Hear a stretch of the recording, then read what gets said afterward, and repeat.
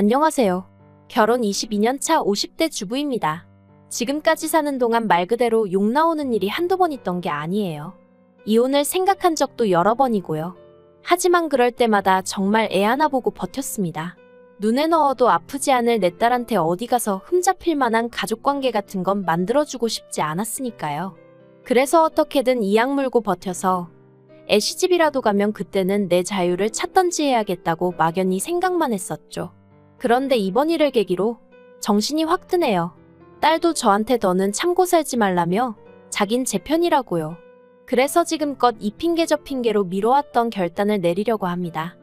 남편하고는 사내 커플로 만났어요.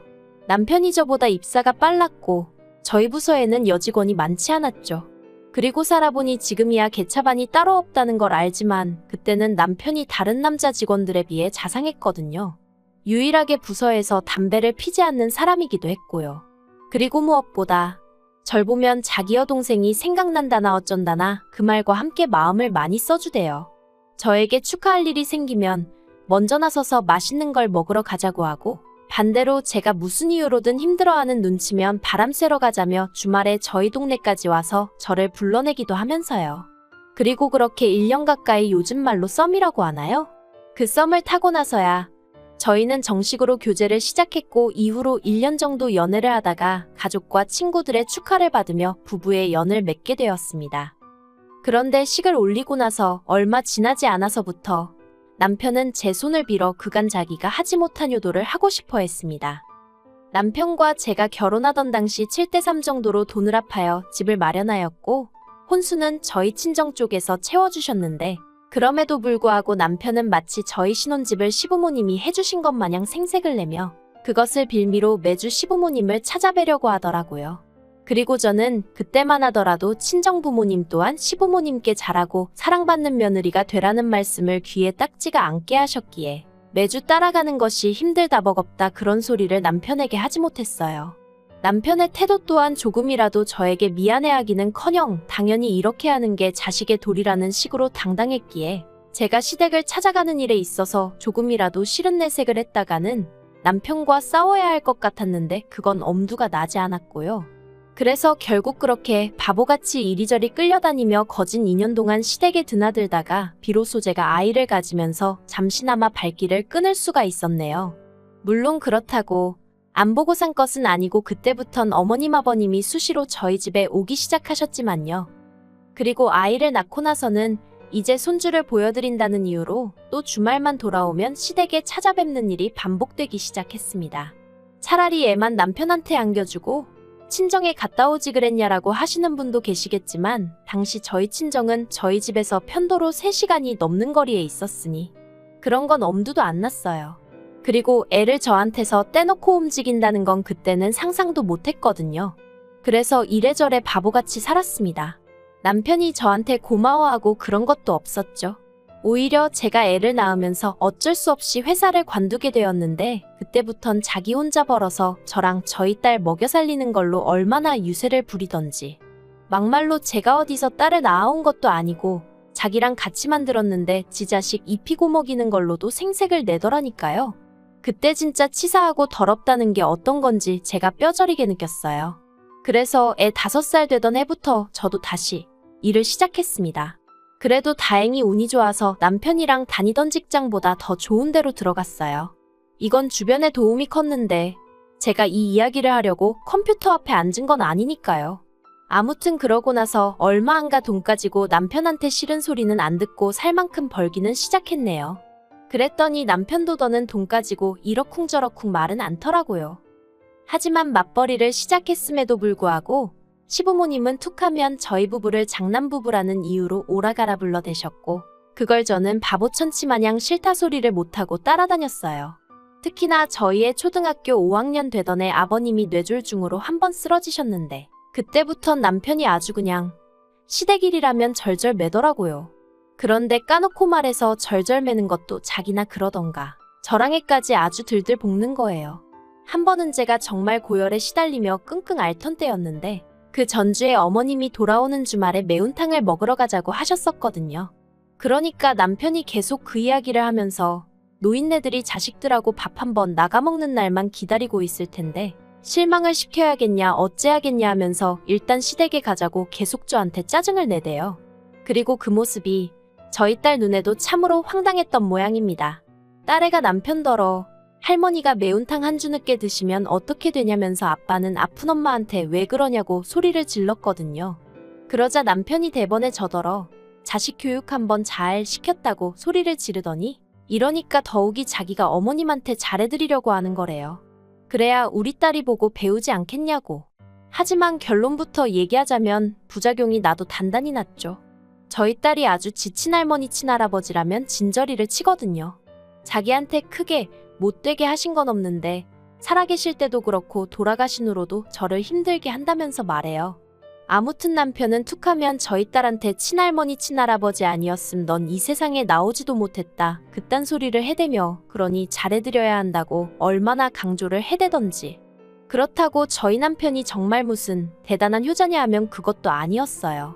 정작 시댁에 가면 하다못해 나가버린 전구 하나 바꿔 끼고 오는 법이 없었죠.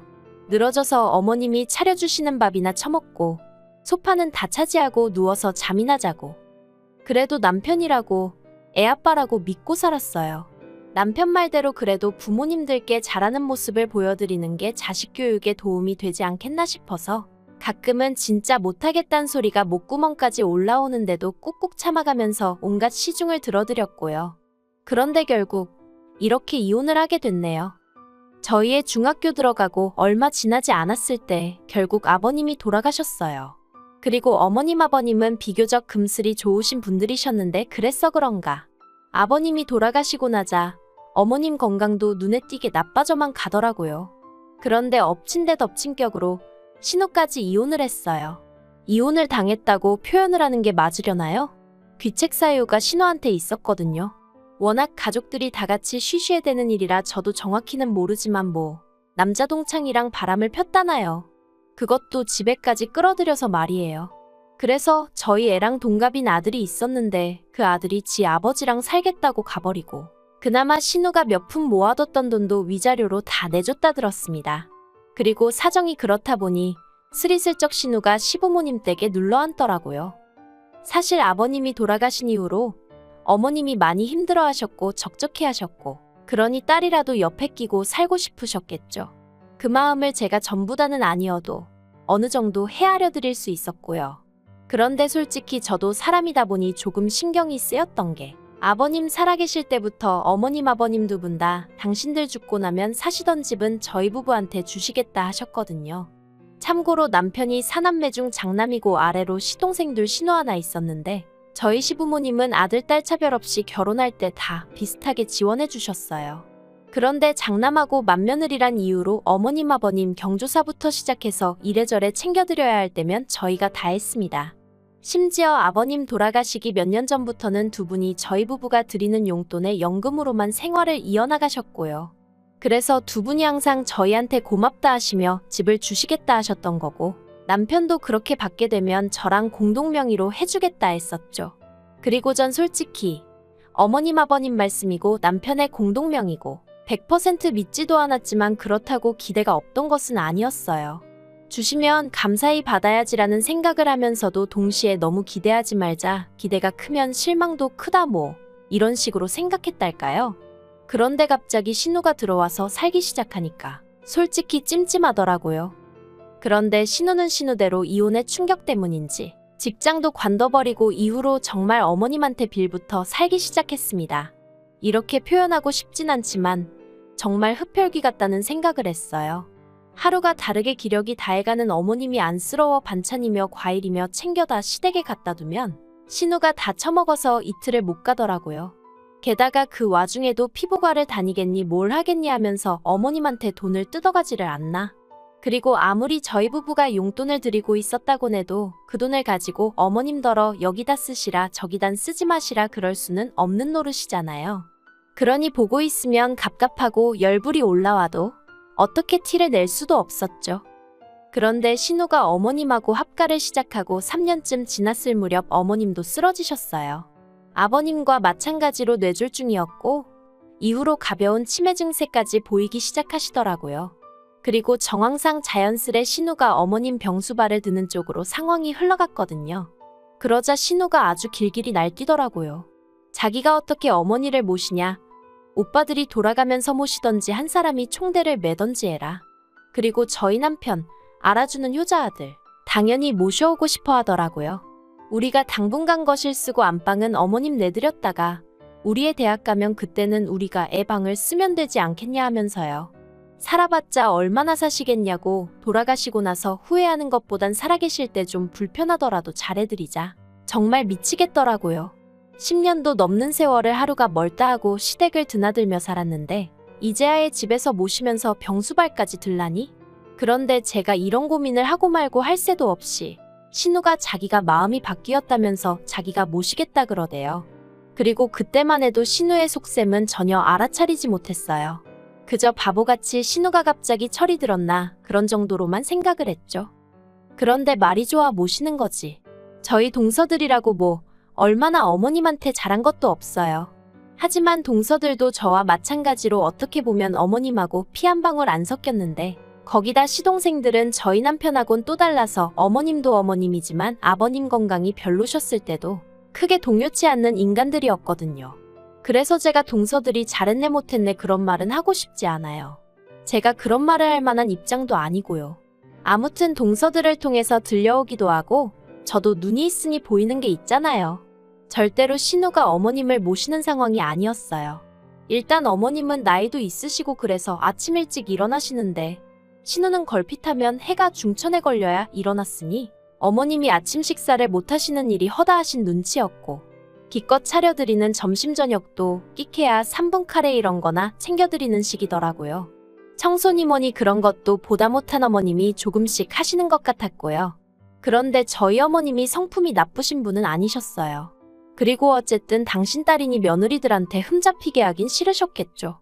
그래서 저나 동서들 앞에선 신우가 얼마나 잘하는지 그런 이야기만 늘어놓으셨는데 저희도 말은 안 했지만 텅 비어버린 냉장고에서 어머님의 구겨지고 냄새나는 옷에서 집 구석구석 굴러다니는 먼지 덩어리에서 상황이 어떻게 돌아가는지 알 수 있었던걸요. 그래서 제가 결국 동서들에게 우리끼리 돌아가면서 반찬이라도 해드리고 집안일이라도 도와드리자 하니까 싫답니다. 딸 또 하나는 걸 자기들이 왜 하냐고요. 그리고 시동생들도 남편을 통해서 아내들이 불편해하니 각자 알아서들 하자고 그랬다더군요. 생각해보면 동서들이 똑똑했던 거죠. 근데 저는 일평생을 남편한테 시달려서 그런가 그렇게 전 못해요 하고 돌아서기가 쉽지 않았어요. 그래도 이따금씩 저에게 잘해주시던 시부모님 모습이 떠오르고 그래서 그냥 저는 저대로 제 마음 편하자고 저 할도리나 한다 생각하고 반찬해가고 과일 싸가고 그랬던 거예요.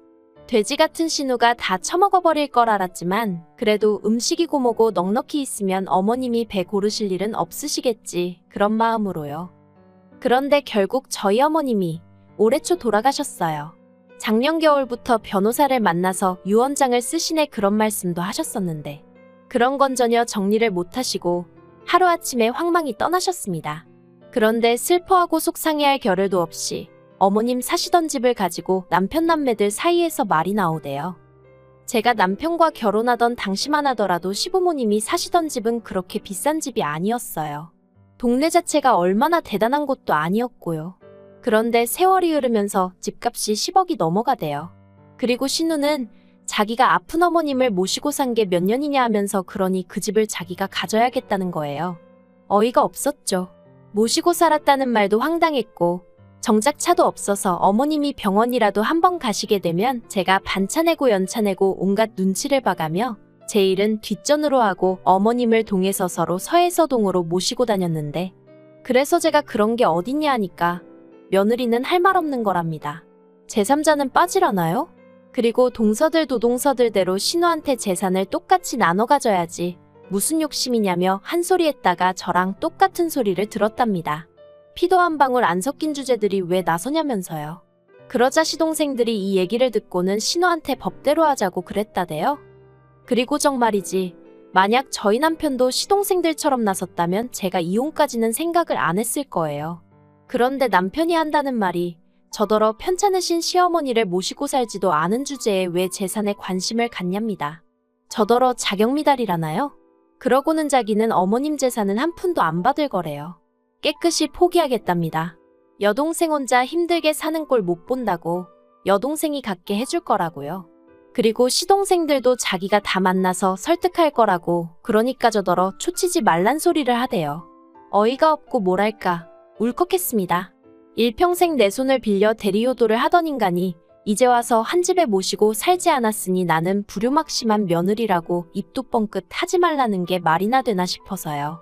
그래서 제가 남편한테 어머님 아파트 우리목 받아서 약속대로 공동명의 해주던가 그게 아니면 이혼하자 했습니다. 막말로 애도 다 컸고 나도 내 돈벌이 하고 있는데 이혼이 뭐가 무섭겠냐고요. 그랬더니 남편이 저더러 헛소리하지 말래요. 이혼은 무슨 이혼이냐고 그러면서 우리 먹고 사는데 지장이 없는데 돈 몇 푼 신우한테 양보 좀 해주자는 게 그렇게 배알이 꼴리냐입니다. 황당해서 남편 덜어 벌면 얼마나 번다고 10억 넘는 아파트가 돈 몇 푼으로 보이냐고 대단하다고 그럼 그 돈 몇 푼 위자료로 나한테 주고 이혼해달라고. 저도 지지 않고 악에 받쳐 소리를 질러댔죠. 그리고 결국 추석을 앞두고 지난주에 변호사 만나고 왔네요. 추석이 지나는 대로 필요한 서류를 취합하여 이혼 소송을 시작할 겁니다. 다행히 딸은 당분간 친구랑 같이 지내겠다며 저더러 참지 말고 필요한 만큼 남편이랑 싸우라 하네요. 솔직히 그동안 제가 남편과 이혼이라도 하게 되면 딸이 절 원망하진 않을지 딸이 세상으로부터 손가락질 받진 않을지 그게 내 걱정이었는데 지금 생각해보면 참으로 기우였던 것 같아요. 악착같이 위자료도 받아내고 어떻게든 남편 빈털터리로 만들고 싶어요. 딸도 이제 성인이겠다. 남편하고 보고 살든 말든 저는 아무런 중재도 안 하렵니다. 몇 번이나 지아빠 때문에 남자가 싫다는 딸을 어르고 달래며 남편의 좋은 점만 말해주고 그랬는데 그것도 별 소용이 없을 정도로 딸이 보기에도 남편이 참으로 못났던 모양이에요. 아무튼 어떻게 마무리해야 하나 싶은데 지금이라도 제 인생 찾으려고요. 지나간 세월을 생각하면 제가 했던 노력과 고생을 생각하면 분해서 심장이 터질 것 같지만 그래도 지금이라도 정신 차려서 다행이다 생각하고 앞으로 나아가려고요. 아, 그리고 남편이 시동생들한테 재산을 신우한테 몰아주자 어쩌자 소리했다가 욕을 어지간히 먹은 모양이에요. 특히나 셋째 시동생이 저만 보면 자기 형 때문에 형수인 제가 고생이 많다 어떻다 말이라도 그렇게 해줬었는데 이번에도 따로 연락이 와서는 이혼하는데 자기 도움이 필요하면 말하랍니다. 그간 자기 부모님 살아계실 때 형수가 참으로 잘해드린 거 안다면서 지금이라도 마음 편하게 살라고 자기가 응원하겠다면서 말이에요. 이런 위로를 남편한테 받을 수 있었으면 좋았을 텐데 지 잘난 맛에 사는 남편이라도 지 동생들한테도 다 팽당하고 와이프인 저한테 팽당하고 자기 딸한테 팽당하면 정신 좀 차리겠죠? 그래봤자 버스는 이미 떠났겠지만요.